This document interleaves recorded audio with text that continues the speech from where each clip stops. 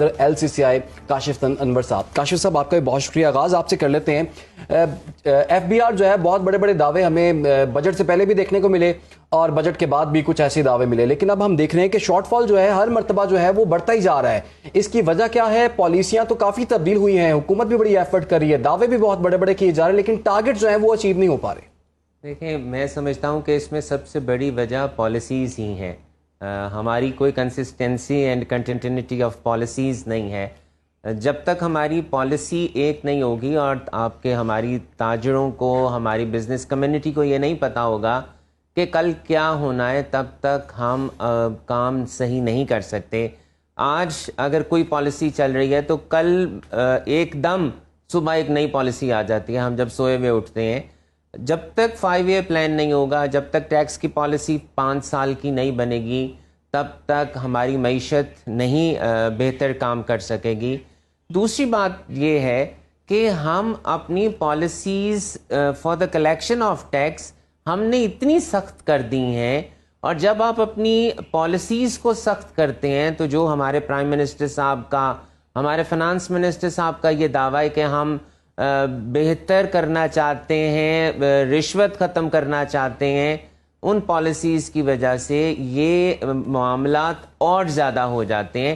کیونکہ جب آپ سختی کریں گے, آپ ہر چیز پہ پینلٹی لگائیں گے, آپ ہر چیز پہ فائن کریں گے, تو کوئی فرشتہ تو ہے نہیں کہ وہ تمام چیزوں کو صحیح لے کے چلے. اور ان حالات میں جب ہمیں یہ پتہ ہے کہ ہماری اکانومی ڈاکومنٹڈ نہیں ہے. تیسری بات جو سب سے ضروری ہے کہ ہمارے قوانین اتنے بن گئے ہیں, لوگ کام کرنا بھی چاہتے ہیں, لیکن because of the previous policies لوگوں کے پاس وائٹ کیپٹل نہیں ہے. جب تک آپ اس وائٹ کیپٹل کو اندر نہیں آنے دیں گے, لوگوں کو کام نہیں کرنے دیں گے, تب تک وہ آپ کی اکانومی میں موو نہیں کرے گا. جو 5ویں بہت ضروری بات ہے وہ یہ ہے, ہماری اکانومی کا پہیہ چلتا ہے ہمارے ریئل اسٹیٹ سے, ہماری اکانومی کا پہیہ چلتا ہے ہماری کنسٹرکشن انڈسٹری سے, ہماری اکانومی کا پہیہ چلتا ہے جو ہمارے پاکستانی باہر ہیں وہ یہاں پر پیسہ بھیجتے ہیں اور وہ سرکولیشن میں آتا ہے. ہم پالیسیز کو سخت سے سخت کرتے جا رہے ہیں. اس ملک سے پیسہ آپ کا باہر نکل رہا ہے, اس ملک میں انڈسٹری آپ کی ملک سے باہر جا رہی ہے. جو یہاں پر انڈسٹری رہ گئی ہے اس کے لیے قوانین آپ وہ بنا رہے ہیں جو امریکہ میں اور شاید انگلینڈ میں ہیں.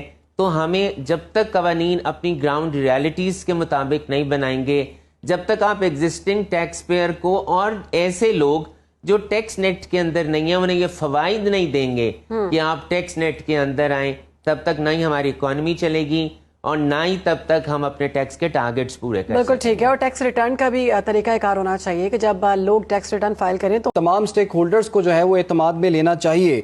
لیکن کاشف انور صاحب, ہم نے تو یہ دیکھا ہے کہ بجٹ سے پہلے بھی جو وزیر خزانہ صاحب ہیں تمام چیمبر آف کامرس میں گئے ہیں, انہوں نے کہا کہ میں خود حاضر ہوا ہوں, آپ کی تمام تجاویز کو انکارپوریٹ کیا جائے گا.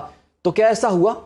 دیکھیں, وزیر خزانہ صاحب اس میں کوئی دو رائے نہیں ہے کہ وہ تمام چیمبرز میں گئے, لیکن بات یہ ہے کہ کیا جتنی تجاویز دی گئی تھیں وہ انہوں نے مانی؟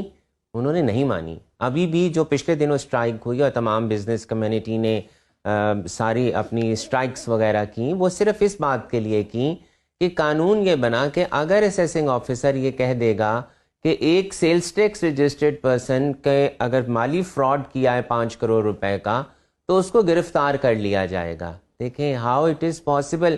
جب آپ قانون یہ بناتے ہیں کہ ایک سیلز ٹیکس رجسٹرڈ پرسن کو گرفتار کیا جا سکتا ہے اتنی لمٹ کے اوپر, تو کیا کوئی بے وقوف ہے جو اپنے آپ کو سیلز ٹیکس میں رجسٹر کرائے گا؟ اور کیا ایک عام تاجر سیلز ٹیکس کے قوانین کو اور جو سیلز ٹیکس کی امپلیمنٹیشن ہے کیا وہ اسے اڈاپٹ کر سکتا ہے؟ اس وقت جو ہم یہ کہہ رہے ہیں کہ جناب آپ نے انٹیگریشن کرنی ہے, الیکٹرانک انٹیگریشن کرنی ہے, کیا ہمارے جو ریالٹی ہے گراؤنڈ ریالٹی, کیا ہمارے اتنے لوگ پڑھے لکھے ہیں کہ وہ ان کو فلفل کر سکتے ہیں؟ دیکھیں ہم نے پچھلے کئی سال اپنے سسٹمز کو ڈیولپ کیے بغیر چلا.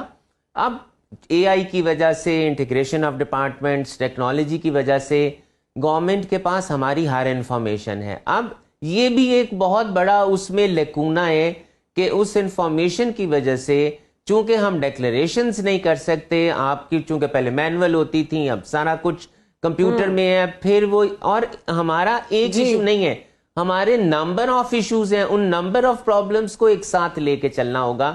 اگر ہم لے کر چلیں گے تو ہم ان ایشوز کو ریزالو کر سکیں گے, ورنہ اگر باری باری کرتے رہے ہٹ اینڈ ٹرائل پہ تو پھر ایسا ہی سسٹم